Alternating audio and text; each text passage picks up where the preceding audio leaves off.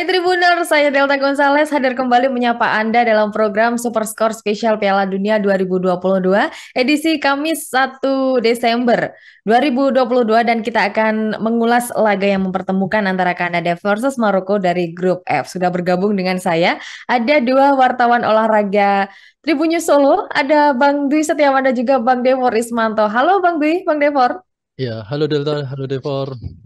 Ya, ini laga yang cukup unik dari grup F ya. Kalau kemarin tadi kita sudah membahas Kroasia versus Belgia, sekarang giliran Kanada versus Maroko. Ini penentuan bagi Maroko dan juga laga hiburan menurut saya buat Kanada ya. Oke, Bang Dwi di sini Kanada ya memang sudah terdampar di juru kunci di grup F dan memang belum mendapatkan poin sama sekali dan sudah dipastikan untuk tidak bisa lolos ke 16 besar. Bisa dong ngerangkum maupun pengamatan Bang Dwi seputar perform dari Alfonso Davies dan kawan-kawan.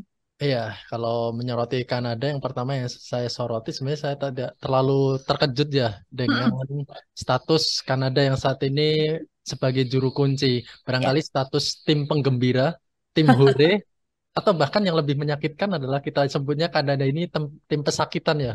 tim Karena pesakitan ya. ya, karena seakan-akan ya kehilangan sentuhan terbaiknya. Padahal Kanada ini kan lolos kualifikasi Piala Dunia itu kan dengan status juara grup ya di zona Mm-mm. CONCACAF melebihi Meksiko maupun dari Amerika Serikat. Tapi secara penampilan justru kalah dengan Meksiko yang sudah meraih poin, terus dengan Amerika yang Serikat yang sudah lolos ke 16 besar. Itu sorotan pertama, jadi saya nggak terlalu mengejutkan.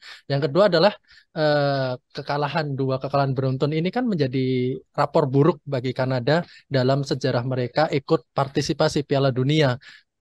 Kanada menjadi tim ketiga yang menelan 5 kekalahan dalam lima laga pertamanya di ajang Piala Dunia.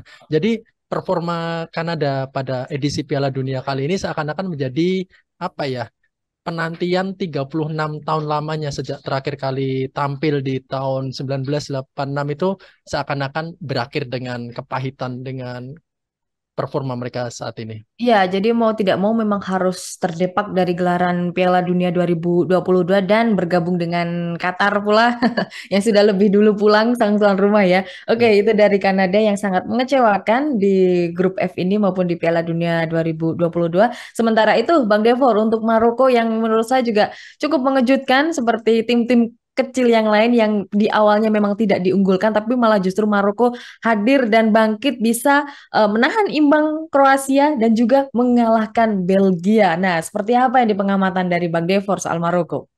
Kalau menurut saya Maroko ini patut disebut di Piala Dunia kali ini sebagai golden generation mereka ya. Nah, Pemain yang bermain untuk tim-tim Eropa. Sebut saja ada Achraf Hakimi bersama PSG di sisi backline-nya ada Mazrui yang bermain untuk Bayern Munchen. Pun juga ada di lini tengah ada Sofyan Amrabat yang penampilannya di musim ini bersama Fiorentina cukup konsisten dan yang paling mencolok adalah penampilan Hakim Ziyech iya. bersama Maroko di musim ini walaupun di bersama Chelsea dia kurang tajam, namun penampilannya bersama Maroko ini begitu moncer ya. Pertandingan terakhir dia mampu menciptakan satu assist dan merebut man of the match. Yang menjadi kunci dari penampilan menterengnya Maroko di Piala Dunia kali ini menurut saya adalah dari sang juru taktik ya Walid Regragui yang mampu mengemas Maroko ini menjadi sebuah tim yang bermain secara kolektif. Bagaimana dia sebelumnya Kim Ziyech memiliki masalah ya dengan pelatih sebelumnya. Bahkan Kim Ziyech pernah menyatakan bahwa dia pensiun untuk timnas Maroko. Namun dengan hadirnya Walid Regragui yang didatangkan pada Agustus, uh, kalau nggak salah Agustus 2022 ini, dia mampu mengembalikan performa Kim Ziyech seperti sebelumnya.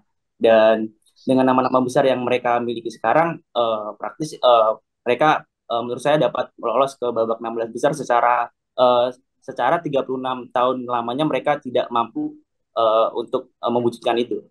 Jadi Walid baru didatangkan Agustus di tahun ini hanya selang 2 bulan ya untuk dia bisa mempersiapkan dan memilih siapa saja nama-nama pemain yang dibawa ke Qatar. Tapi buktinya sudah sangat maksimal menurut saya sampai ke match kedua. Nah kita tidak tahu nih seperti apa di match ketiga apakah akan menyusul wakil Afrika lainnya seperti Senegal yang sudah lolos lebih dahulu ya dari grup A. Nah, itu dari Maroko. Bang Dwi, di sini kita akan ngomongin Kanada lagi. Jadi seolah seperti yang saya tadi sebutkan, ini laga penghiburan saja buat Kanada dan juga laga yang tidak akan berpengaruh untuk Kanada. Mau hasil menang, imbang, bahkan kalah akan tidak ada pengaruhnya dengan nasib Kanada dari grup F untuk tidak bisa lolos di 16 besar. Lantas akan dibawa kemana ini permainan Kanada saat jumpa dengan Maroko?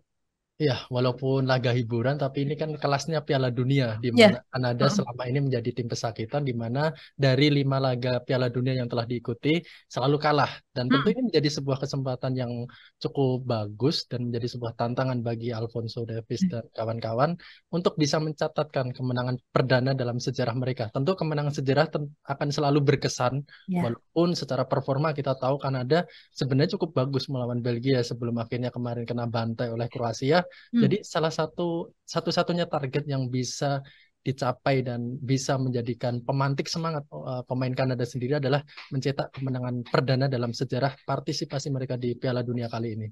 Tapi kalau dari segi permainan, benar gak sih kalau Kanada ini lebih bertumpu pada satu-satunya bintang yang ada di skuad mereka, yakni Alphonso Davies yang memang sudah berpengalaman untuk bermain bersama Bayern Munchen?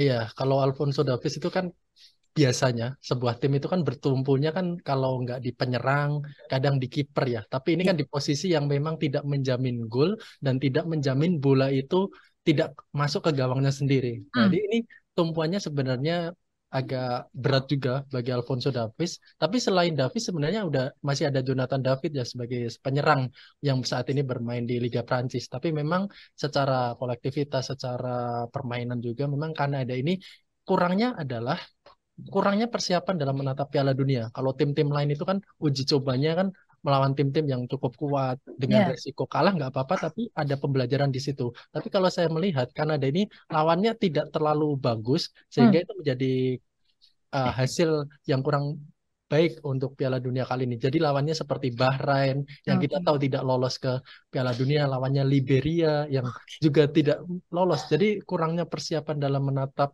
Piala Dunia ini salah satunya adalah kurang menghadapi tim-tim berat. Jadi kurang berani gitu. Akhirnya seperti kaget pada Piala Dunia kali ini. Jadi tim-tim sebelumnya yang dihadapi memang kurang tidak sama kualitasnya dengan Kanada dan justru malah kaget masuk ke sekelas Piala Dunia.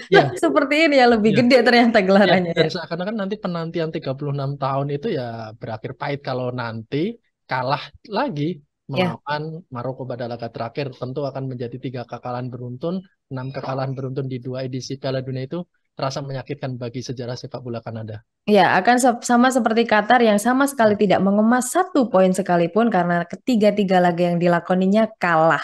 Dan ini justru mimpi Kanada untuk bisa meneruskan maupun bisa mengulangi sejarah di Piala Dunia tahun 1986 sudah kandas sampai di matchday kedua ini. Nah, sayang sekali untuk Kanada. Dan lantas Bang Devor, ini Maroko juga punya mimpi dong, mimpi yang sangat besar untuk bisa lolos ke babak berikutnya, dan ini sudah setengah jalan, sudah cukup mengejutkan para penonton Piala Dunia. Nah, ini akan menjadi laga yang sangat diseriusi Maroko karena juga nasibnya akan lolos atau tidak ke babak berikutnya. Akan seperti apa permainan Maroko saat lawan Kanada? Karena Kanada juga sudah jelas-jelas kalah, sudah jelas-jelas tidak lolos. Apakah Maroko masih tetap akan ngotot untuk menang? Maroko hanya membutuhkan 1 poin saja ya untuk lolos babak 16 besar. Namun seperti saya bilang, untuk menghindari pemain tim-tim yang lebih di grup sebelumnya, mereka kalau nggak melawan Prancis atau Jerman ya di satunya. Kalau ini kan lawannya Jerman atau Spanyol bahkan. Jadi mereka akan mengincar kemenangan gitu. Dan menurut saya Kanada ini tim yang terlalu percaya diri. Seperti kalau Mas Dwi tadi bilang faktor laga uji coba mereka yang terlalu gampang, di Piala Dunia ini mereka juga terlalu percaya diri gitu. Mereka bermain dengan garis pertahanan yang cukup tinggi. Mereka juga Alphonso Davies sebagai wingback, tapi peran dia cukup ke depan. Walaupun mampu menghasilkan 1 gol, tapi itu menyisakan lubang di pertahanan mereka, dan itu sudah dihukum oleh Kroasia. Dan Maroko ini adalah salah satu tim paling efektif di Piala Dunia kali ini. Mereka memang hanya mampu menguasai 39% penguasaan bola per pertandingannya, namun begitu efektif. Dari 2 laga mampu menciptakan 16 shoot dan 7 diantaranya on target. Jadi Ya. kalaupun Kanada ingin mengejar kemenangan, walaupun mereka akan bermain nothing tulus ya, karena sudah tidak mungkin dapat lolos. Jika mereka mempertahankan permainan seperti itu, mungkin mereka akan dihukum juga seperti saat melawan Kroasia kemarin dengan kualitas Maroko yang memiliki pemain-pemain depan seperti Yusuf Ensari dan juga Ziyech yang tampil tajam. Ya, kita juga masih harus menunggu hasil dari Kroasia versus Belgia. Jangan-jangan Belgia bisa menang lawan Kroasia. Nah, itu dia ini yang menjadi kejutan tersendiri di grup F ini. Oke, terima kasih untuk Bang Devor dan juga Bang Dwi. Tapi sebelum kita akhiri, bagaimana nih skor prediksinya untuk Kanada versus Maroko? Devor?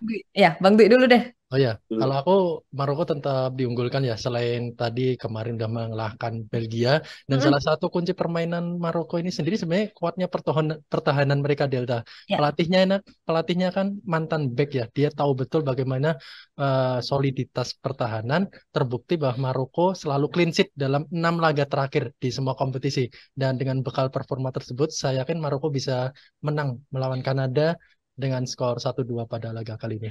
Tipis ya, 1-2 untuk Maroko. Oke, tipis skor dari Bang Dwi. Bang Devor, ada angka lain? Sudah yang disebutkan Bang Dwi tadi, Maroko memiliki pemain-pemain yang bagus, pertahanan mereka juga bagus. Mungkin mereka dapat clean sheet dengan skor yang lebih mencolok, mungkin 2-0 atau 3-0 untuk kemenangan Maroko. Oke. Ya, jadi kedua narsum kita mengunggulkan Maroko untuk bisa lolos ke 16 besar. Dan saya juga. Tapi skornya tipis aja deh, 1-0 aja, enggak apa-apa ya. Oke, terima kasih Bang Devor, Bang Dwi untuk ulasannya.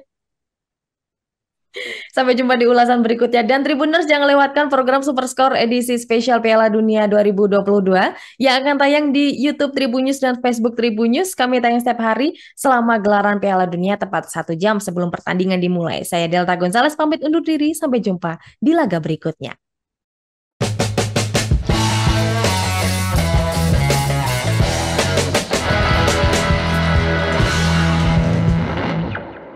Terima kasih sudah nonton. Jangan lupa like, subscribe, dan share ya.